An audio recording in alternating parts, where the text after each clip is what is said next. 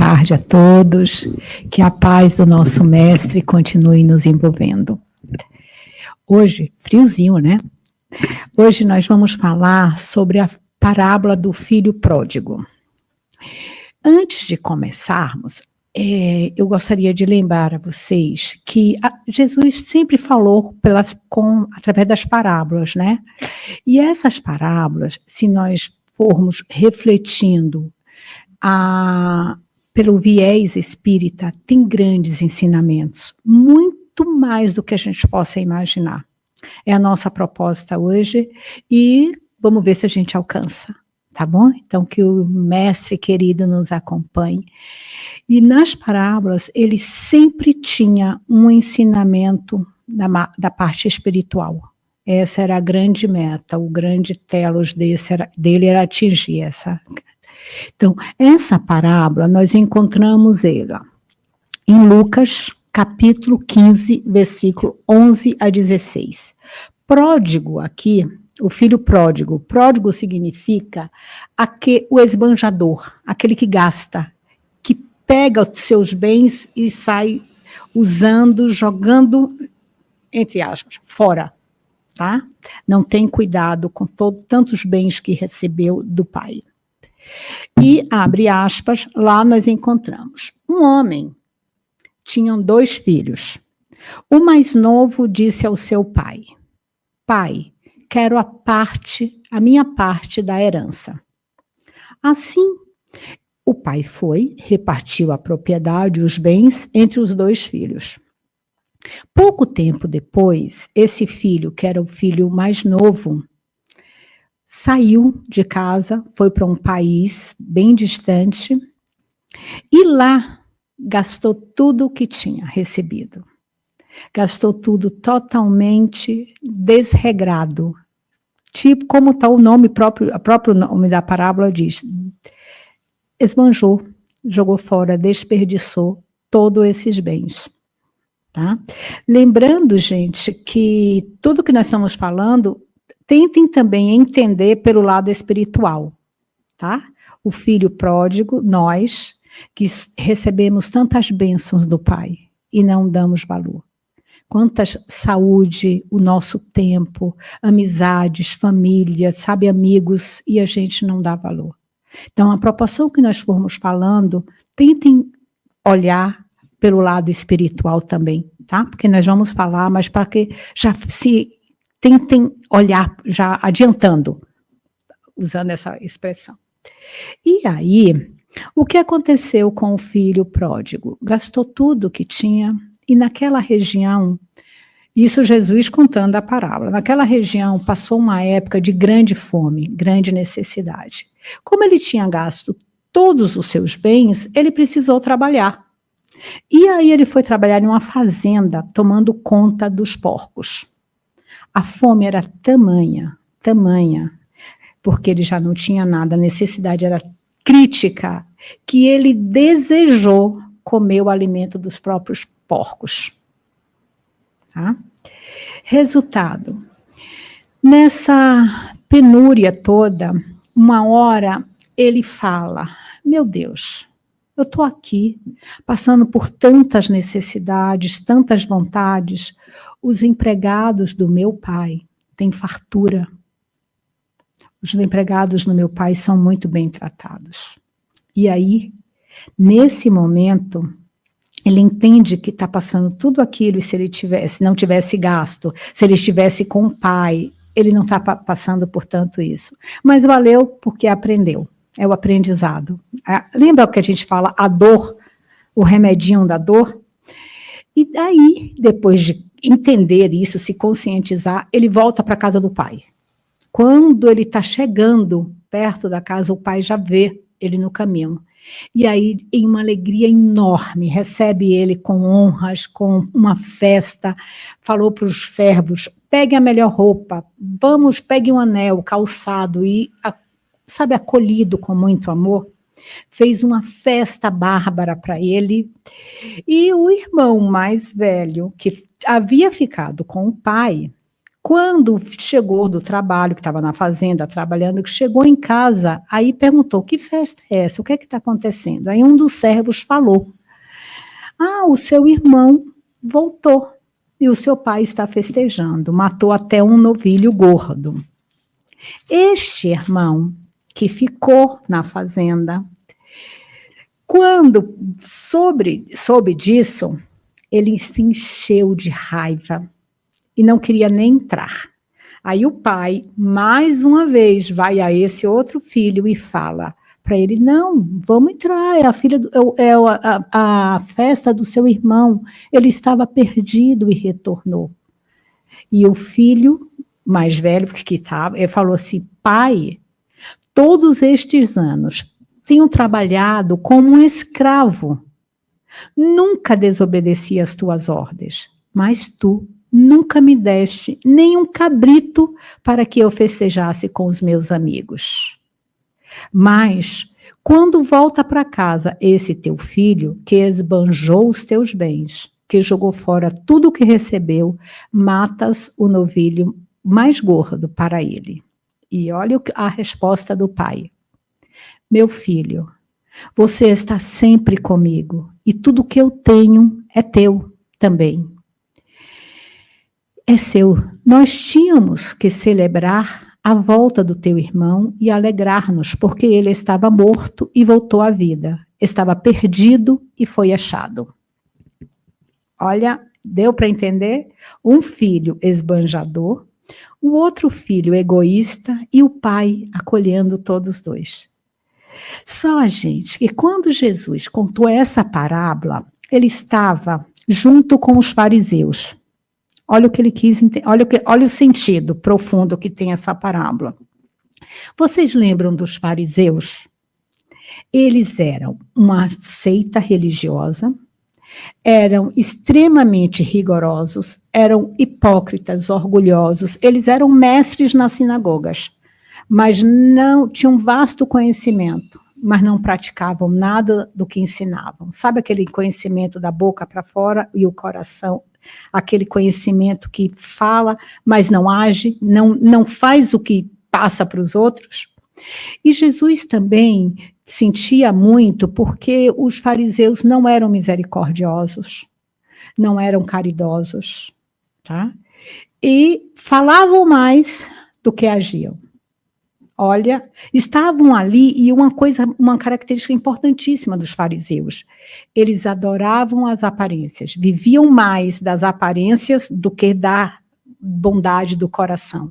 Aquilo ali para ele era como se fosse para eles era uma máscara. Ok? Entendemos a situação que é da parábola. E aí, o Caiba Schutel, no livro Parábolas e Ensinamentos de Jesus, ele nos fala assim: esta parábola é a doce e melodiosa palavra de Jesus, dizendo aos homens da bondade sem limites, da caridade infinita de Deus e da sua solicitude para salvar os que se perdem. Ambas as individualidades que representam os filhos, o obediente e o desobediente, simbolizam a humanidade terrestre, nós, né? E o Pai representa Deus, o nosso Pai misericordioso. E aí, o que vocês perceberam que ficou muito claro para o que Jesus queria? Que nesse texto, o filho mais novo, sentindo a necessidade de vivenciar outras experiências à distância do lar, comunica ao seu pai o seu desejo, solicita sua parte da herança e vai para o mundo, onde gastou tudo, desregradamente, dentro, jogando tudo fora, né? E o que aconteceu? O desregramento da conduta produziu-lhe grande sofrimento e aprendizado. Foram exatamente estas aflições que ele passou que o fizeram despertar, que o forçou a voltar para a casa do pai, onde foi acolhido com honrarias e conforto, como nós já falamos. Quando a criatura humana, no momento de irreflexão, se afasta de Deus, dos ensinamentos, das leis de Deus, se entrega a toda sorte de desregramentos, a dor e a miséria, os grandes entraves do progresso espiritual ferem duramente a sua alma, até que, num momento de suprema dor, de suprema angústia, ele possa elevar-se e voltar-se para Deus. E assim ele fez, o filho pródigo, né? Resolveu, depois de pensar e entender, se conscientizar do que tinha acontecido com ele, ele decide voltar ao pai, à casa do pai. E então, como filho pródigo, o homem transviado, tocado pelo arrependimento, volta-se para a casa do pai carinhoso e disse-lhe: Pai, pequei contra o céu e contra ti. Já não sou digno de ser chamado teu filho. E Deus, nosso amoroso Criador, que já o havia visto no caminho, abre àquele filho as portas da redenção e lhe faculta todas as dádivas, todos os dons necessários para esse grandioso trabalho da perfeição espiritual. O desregramento da conduta produziu-lhe grande sofrimento. Arrependendo-se dos erros cometidos, o jovem toma a iniciativa de voltar. E quando o filho pródigo deliberou retornar aos braços do pai, nessa situação é interessantíssima, sabe? É a tomada de consciência, é entender que andou errado, que não estava fazendo a coisa correta e reverte o movimento. E agora vai trabalhar a favor de si, a favor do seu progresso espiritual. Ficou claro para vocês? Dá para entender? Então, este momento, gente, essa tomada de consciência é um momento que nós poderíamos falar, caiu em si, conscientizou-se de, né? E aí, o que é que ele vai fazer? Mudar a postura. Vai lá, somos nós, no nosso dia a dia, a gente cai, aprende. A finalidade da reencarnação não é exatamente essa, aprender para não errar de novo. Tá? Ninguém está aqui para pagar, ninguém está aqui para... é karma, é isso, é aquilo, nada disso. A gente está aqui para aprender e fazer melhor. Aprender para não errar de novo. Esse é o nosso papel. E o filho pródigo exatamente passou por isso. Olha os caminhos dele. Primeiro, a insatisfação, a desvalorização da herança, dos bens que recebeu. Né? Logo após, a humilhação, quando desperdiçou tudo e precisou trabalhar com os porcos. E, por último, o arrependimento, quando ele reconhece seus erros e retorna à casa do Pai, ou seja, retorna ao movimento do bem, do bom e do justo. E o filho obediente, o que ficou na casa do pai? O que é que nós poderíamos falar dele? Olha lá, ele vivia à custa do pai, participava de todos os bens, de todas as regalias que havia em casa. E com a chegada do irmão, ao ver a festa com que aquele foi recebido, entristeceu-se, cheio de egoísmo, avaro, revolta-se contra o pai. Há tantos anos te sirvo e nunca transgredi sequer um dos teus mandamentos. Lamenta o pai no protesto. O Senhor não me deste nem um bezerrinho, uma cabrinha, seja lá o que for. Ele chora lá, né? Representando assim aqueles que aparentemente vivem na casa do pai, mas sua vivência não tem origem no amor. Obedecia ao pai porque não tinha coragem necessária para reivindicar sua parte e sair no mundo como um outro fez. Não lembra os fariseus? A hipocrisia, o orgulho. Olha Jesus, entenderam agora, fechou a parábola que Jesus estava querendo mostrar aos fariseus, o filho egoísta, o filho desobediente, que vive de aparência e não vive realmente as leis de Deus. E nós, gente, temos vivido essa lei? O que é que nós temos feito dos nossos bens? Tantas dádivas que recebemos do Pai. Não é verdade? E aí, A visão conjunta de ambos os filhos nos abre uma janela ainda maior para a misericórdia e grandiosidade de Deus. Vemos também nessa passagem o solene e categórico protesto de Jesus contra a doutrina irracional das penas eternas do inferno, inventada pelos homens. Nessa parábola, percebemos claramente o amparo e a proteção de Deus, sempre sem reservas para todos os filhos. Não há falta, por maior que seja, que não possa ser reparada, assim como não há nódoa, por mais fixa que pareça, que não possa ser apagada. Nenhum dos filhos é abandonado pelo pai. Tenha os pecados que tiver, pratique as faltas que praticar.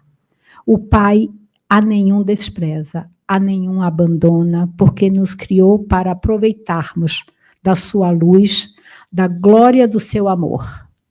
Não há sofrimentos eternos, não há dores infindáveis, não há castigos sem fim. Porque se os mesmos existissem, fossem eternos, Deus não seria um Pai absolutamente bom, justo e misericordioso. Um dos atributos principais de Deus.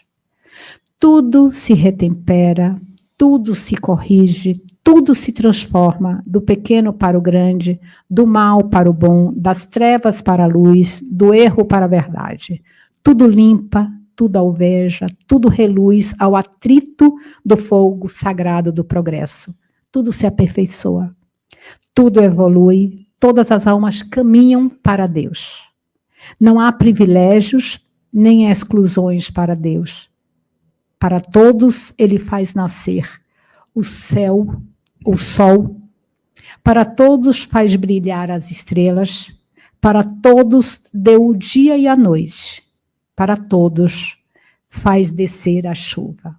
Assim é o evangelho do nosso Mestre Jesus. O evangelho do amor de Deus e ao próximo. O Pai estará sempre pronto a receber o filho pródigo, e os céus estarão sempre abertos à chegada dele, desde que façamos a nossa parte, nos conscientizemos do nosso papel e de tantas bênçãos que temos para agradecer. Boa semana a todos.